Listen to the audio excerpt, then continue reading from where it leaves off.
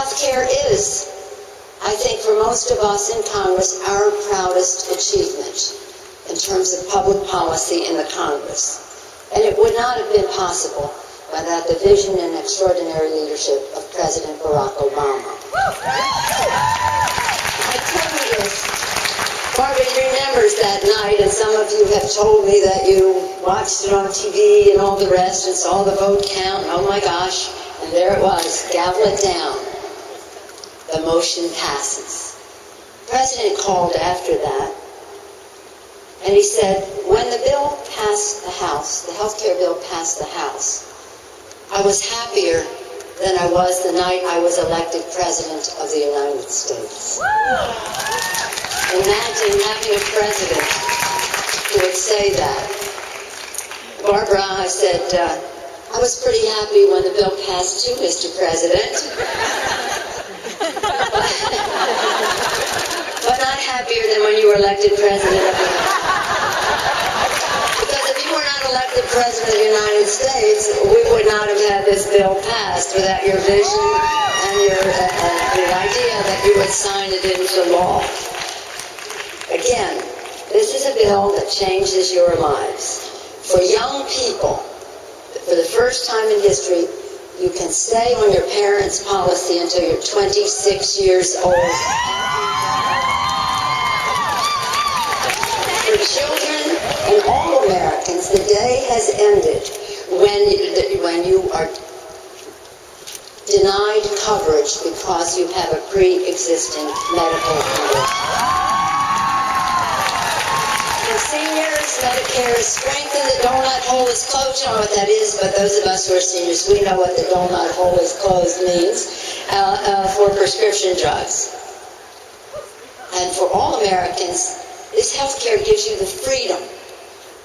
You have time now because of this new law to stay on your parents' policies, if your parents go along with that, and if that's an option for you.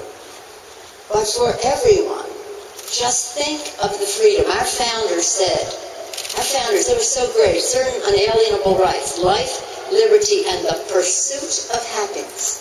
They sacrificed everything so we'd have the pursuit of happiness. Think about that. This bill gives you a healthier life, the liberty to pursue your own happiness, whatever it is.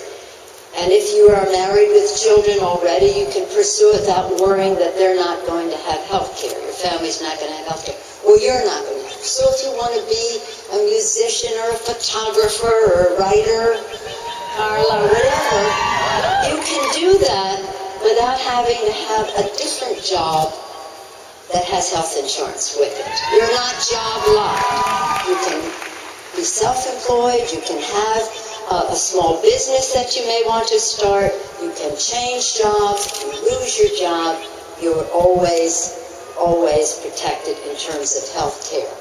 And no longer will a family be bankrupt because someone in the family gets sick. But what I love about it is no longer will being a woman be a pre-existing medical condition.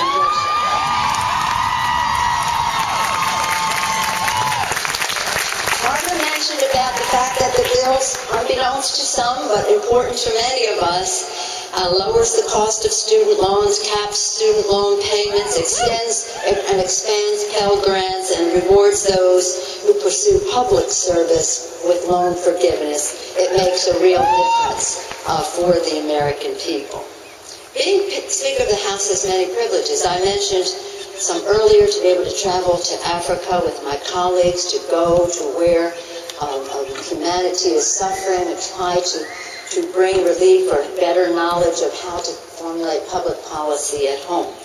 In my travels as Speaker, I have met with presidents, prime ministers, and kings. Barbara has been we've been together on many of those occasions. But what has inspired me and impressed me the most were my encounters with students.